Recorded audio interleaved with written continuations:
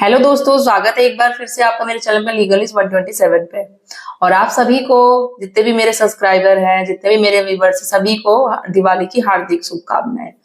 तो दोस्तों, आज की जो वीडियो है, मैं उस टॉपिक पे बनाने जा रही हूँ, चाहे वो हस्बैंड हो या वाइफ हो। ठीक है। मेन यह है कि अगर पत्नी केस कर देती है 498 का, 125 का, 12 DV का, डोमेस्टिक वायलेंस मेंटेनेंस का, अब हस्बैंड क्या कर देते हैं, निराश हो जाते हैं अपनी जिंदगी से कि भाई ऐसा ऐसा कर दिया है, अब हम क्या करें, हमारी तो जिंदगी खत्म हो चुकी है, कुछ कर ही नहीं सकते। वो बिल्कुल बुरी तरीके से टूट जाते हैं। ठीक है।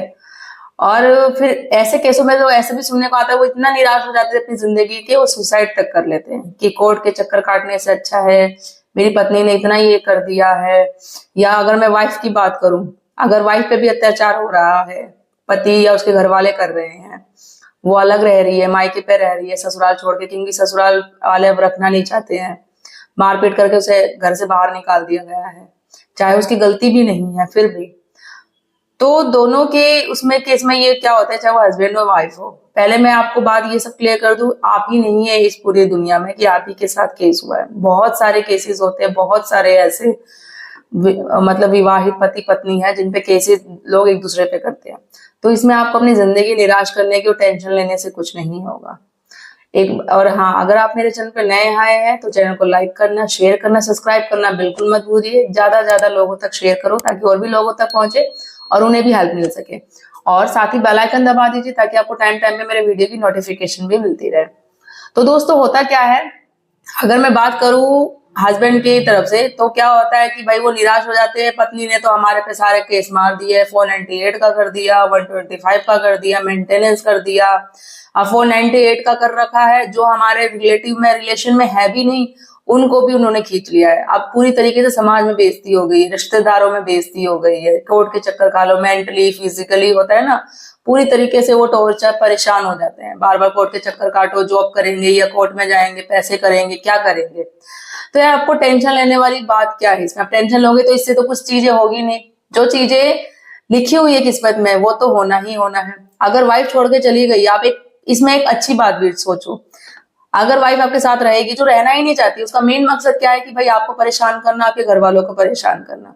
अगर वो आपको छोड़ के चली गई, अपने मायके रह रही है, तो आप अच्छे हो ना, आप भी पॉजिटिव रहो। साथ में रहेगी, आपको परेशान करेगी, आपके घर वालों को परेशान करेगी, जब वो घर ही नहीं बसाना चाहती, साथ ही में नहीं रहना चाहती, तो रहने दो भाई, मायके रह रही है तो। और दूसरी बात ये, इस चीज से परेशान है कि उसने केसेस कर दिए, क्या होगा केसेस करने से। अब ये होता क्या है, काफी लोग क्या परेशान हो जाते हैं, भाई 498 का केस कर दिया है, DV का केस कर दिया है, तो हमें पुलिस पकड़ के ले जाएगी, जेल हो जाएगी, हमें हमारे घर वालों को ले जाएगी। अरे ऐसे कैसे, डरने वाली क्या बात है इसमें, कैसे कोई पुलिस ले जाएगी, जब आपने कुछ गलत ही नहीं किया है तो आपको कौन पुलिस पकड़ के ले जाएगी। कैसे जेल हो सकती है आपको, आपके घर वालों को। जब आपने कुछ गलत किया होगा तभी तो होगा ना, जब कुछ किया ही नहीं तो डरने वाली क्या बात है। इसमें डर के जीने से अच्छा है कि आपको अपने हक के लिए लड़ना पड़ेगा। लड़ो, जब आपको पता है, एक तो ऐसी सिचुएशन करो कि मुकदमा आप पे कोई हो ही ना।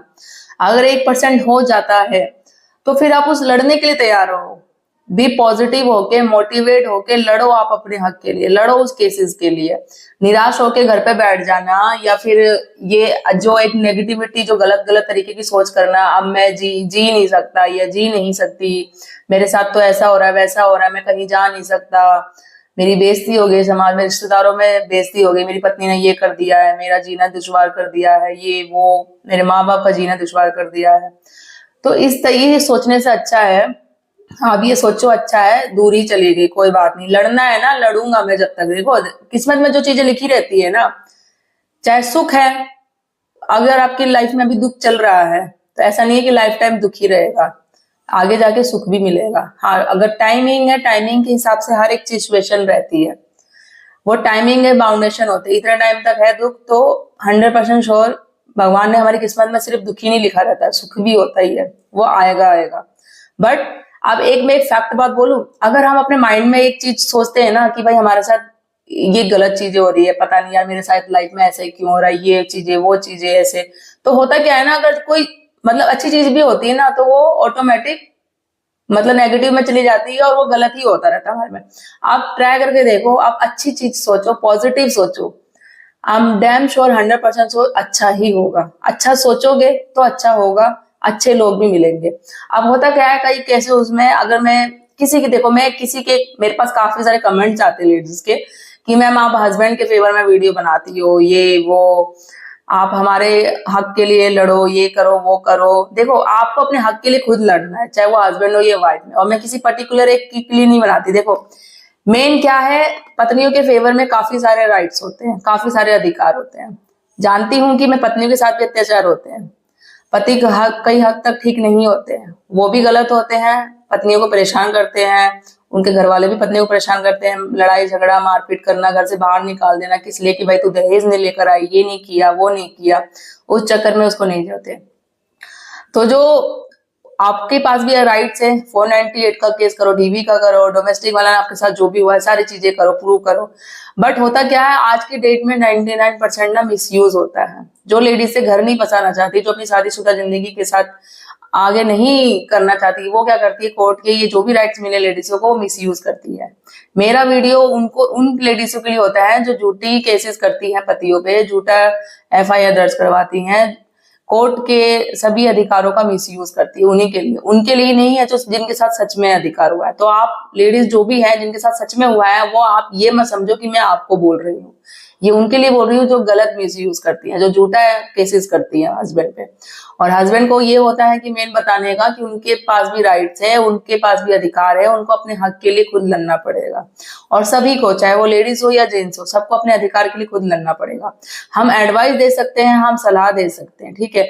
कई केसेस में ये भी होता है कि मैम हमारे पास तो वकीलों के पास पैसे देने के लिए फीस नहीं होती, ये नहीं होता। तो यार किसने कहा आपको कि आप प्राइवेट वकील हायर करो, गवर्नमेंट भी तो मिलते हैं आपको वकील, वो करो। अगर उसमें भी आपको संतुष्टि नहीं है तो कोर्ट ने, कानून ने आपको अधिकार दे रखा है कि आप खुद भी अपने केसेस को लड़ सकते हो। आप एडवाइस लो, वीडियो देखो, हमसे कुछ एडवाइस लेना चाहते हो वो लो, कानूनी सलाह दो, बुक्स वगैरह पढ़ लो, आपको खुद लड़ना, अपने केस के लिए खुद लड़ो, बट लड़ना पड़ेगा।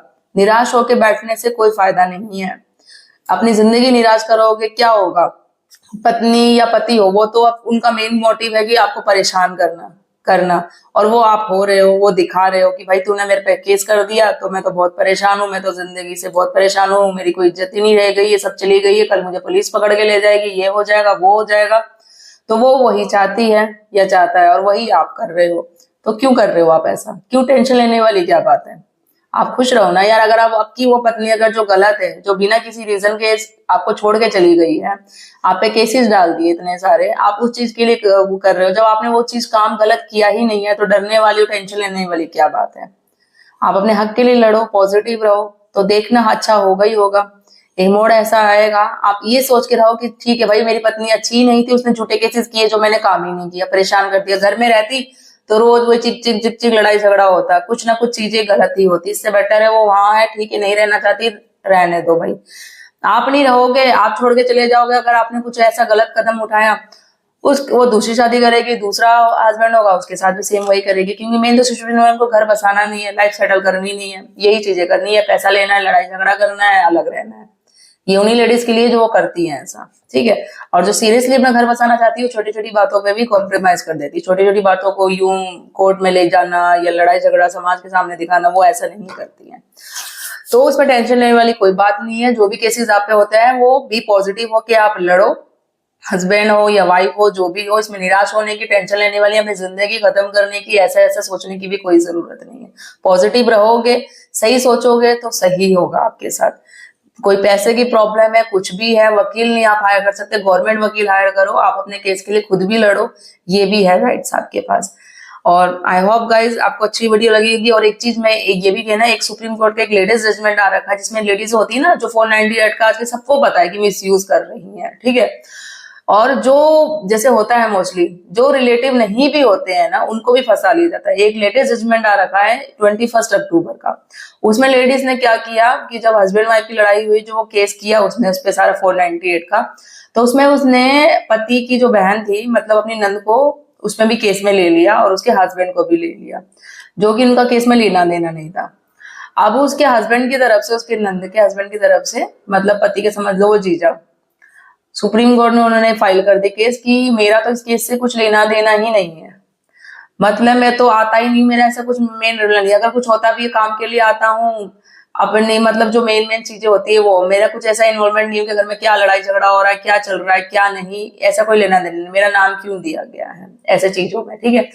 और आपको पता है ये सब मतलब जो होती है ना ये लेडीज ये करती हैं जो ये कोर्ट का मिसयूज करती है, कोर्ट धाराओं का मिसयूज करती है ना, कि पति को परेशान करना, उसके घर वालों को परेशान करना, वो क्या करती है कि ऐसा सच में ही होता है कि जो रिश्तेदार होते भी नहीं है ना, अगर सिर्फ उस घर में अगर पति है इन्वॉल्व, मान लिया सास ससुर है, नंद है, कोई देवर है, कर लिया, अगर नंद भी नहीं, भाई नंद अगर शादीशुदा है, वो रहती भी नहीं है, वो अब तो अपने ससुराल में है, उसका भी नाम ले देगी, उसके पति का नाम ले देगी। अगर कोई ब्रदर है उसका, वो यहाँ पे नहीं है, इंडिया में है ही नहीं, बाहर है, उसका भी नाम ले देगी, भाई जो है ही नहीं। ऐसे बहुत सारे केसेस में आता है।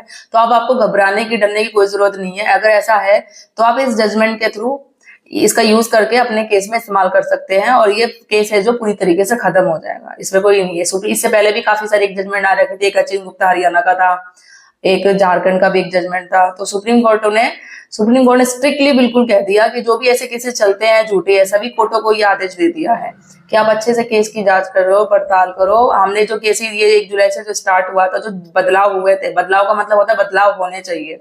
अभी ना जांच पड़ताल के ये सारे केसेस सबका नाम लिया जा रहा है, ये करने जा रहा है, तो फिर केस में ये सब बदलाव करने की धाराओं की जरूरत ही नहीं पड़ती।